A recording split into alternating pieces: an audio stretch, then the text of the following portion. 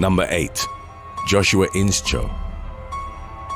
In August of 2016, 23-year-old Joshua Inscho and his stepsister, Samantha Jean Hedger, went to a party in San Bernardino, California. Shortly after midnight, Inscho got into a fight with another man. He pulled out a gun and pointed it at him. 22-year-old Hedger and another partygoer intervened and grabbed Inscho. It was then that he shot Hedger, presumably by accident. Paramedics responding to the call at 2:22 a.m. pronounced the young woman dead. Inscho fled the scene in a vehicle. A number of law enforcement teams, including the California Highway Patrol and the K-9 unit, mounted a search and found the man later that morning. Inscho, who'd reportedly been hiding in a storm drain, was arrested and charged with murder. Number 7. Ayan Suriju. In February of 2005, Turkish-Kurdish woman Ayan Suriju was murdered in Berlin by her brother. Suriju had been born in the German capital, but at the age of 16, her family sent her back to her ancestral village and forced her to marry a cousin. She gave birth to a son. Shortly afterwards, Suriju divorced her cousin and moved out of her parents' home. After spending some time in a home for underage mothers, she got her own apartment and was training to become an electrician. She had reportedly started dating a German man.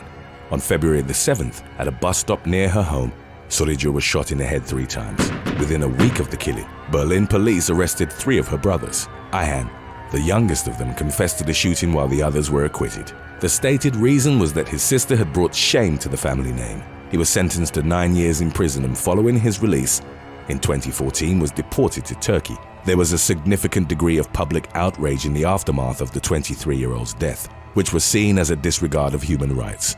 Suriju's family would once again receive backlash after applying for custody of her 6-year-old son. A Berlin court rejected their request and the child was placed with a foster family. Number 6. John Wright. In early July of 2019, a man fatally shot his sister and severely injured 3 others before turning the gun on himself at a housewarming party in Texas. 48-year-old Juliana Carr and her family had just moved to a new home in Katy. Some sources reported that her brother, John Wright, was expected to live with them for a while. It might have been the root of the argument, but it's unclear what had prompted him to open fire on the group. One guest had managed to escape and they called 911. Carr, a mother of 2, died at the scene. After killing her, Wright turned the weapon on himself. A few hours later, he too passed away at the hospital. 3 guests sustained gunshot injuries to the face, chest, and hand, respectively, but all were expected to survive. Number 5. Joseph Thomas Ness. In May of 2021, a Minnesota man was charged with second-degree murder after firing numerous shots inside the Chanhassen home he shared with his parents and his sister. From his bedroom, 21-year-old Joseph Thomas Ness shot across the hall into the room of his sister, Noelle, aged 25. Some evidence suggested that the woman was then executed at close range because 12 spent rifle casings were found near her bed. Noelle was later pronounced dead at the scene. The man's mother ran to a neighbor's home and they called 911. A separate call was placed by a different neighbor. Ness had walked onto her property urging her to call the police, saying that he'd killed his sister. He added that he was unarmed and that he wanted to surrender peacefully.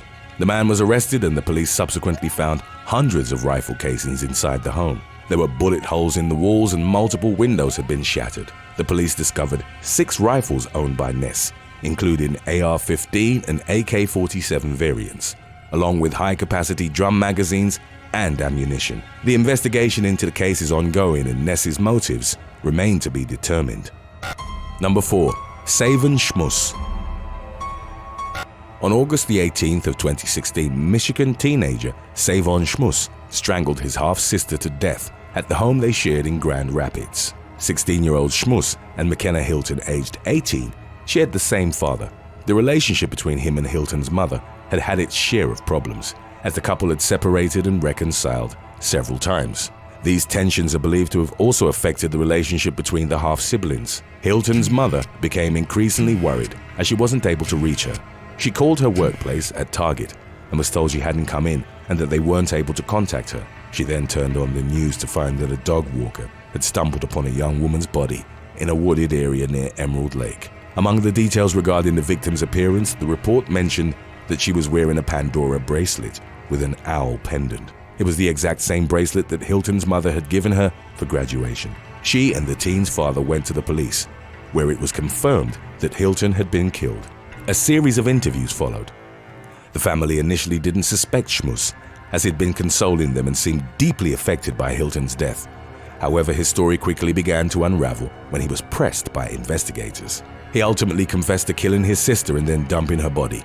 As he went to trial, two sides emerged. Schmutz's father and members on his side of the family stood by the teenager and asked for leniency, while Hilton's mother and her relatives demanded the maximum sentence. The teen pled guilty to first-degree premeditated murder in return for the prosecution not pursuing life without parole. Schmutz, who never gave a reason for killing his half-sister, was sentenced to 40 to 100 years in prison. Number 3. Wasim Azeem.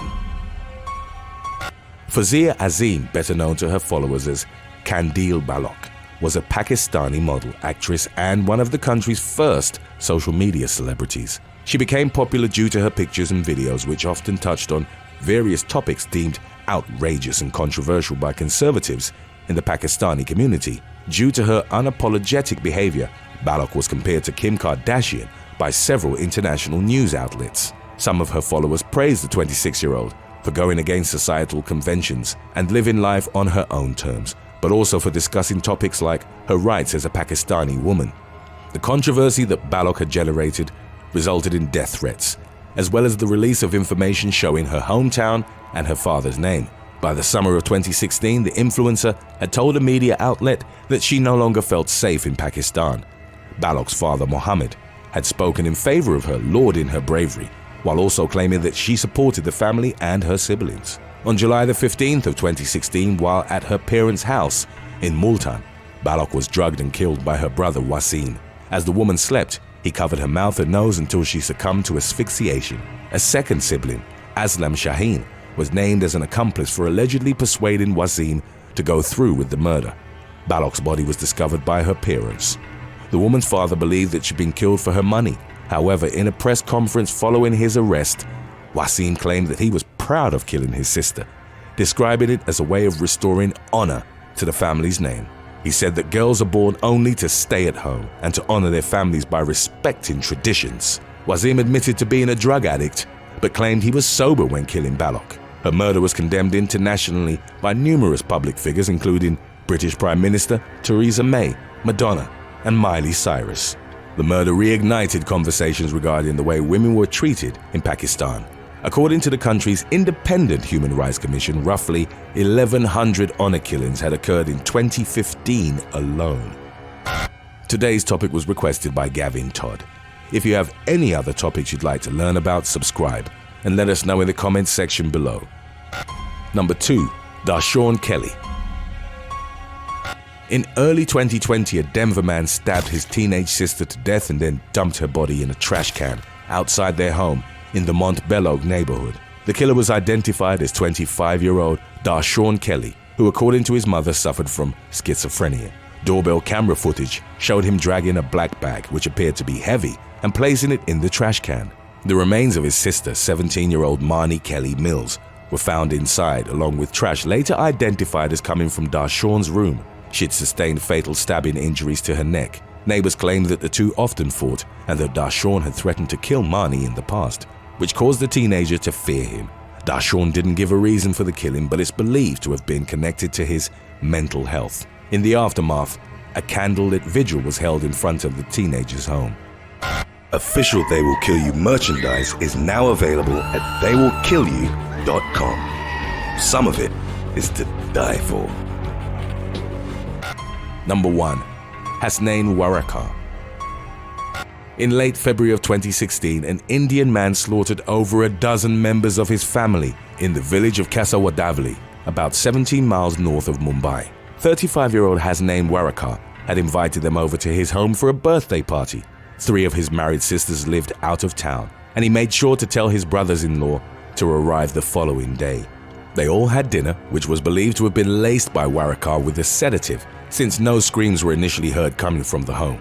He then locked all the doors and windows. As his family slept, the man took a large knife used for slaughtering goats and slit their throats. He claimed 14 victims, including his parents, wife, and sisters. The only survivor of Waraka's murderous rampage was his 21-year-old sister, Subi Obama. She was slashed on the face but managed to push her brother away and lock herself in the bathroom. Her screams alerted neighbors which, unable to break down the door, smashed the window and pulled her to safety. She told them that her brother had killed everyone. When the police arrived, they discovered the massacre that had taken place inside. By the time they entered the residence, Waraka had committed suicide by hanging himself with a nylon rope. It was initially suspected that Waraka had butchered his family because he owed them money. Waraka lived with his parents and his wife, but also with his sister, Batul, who was unmarried and intellectually disabled.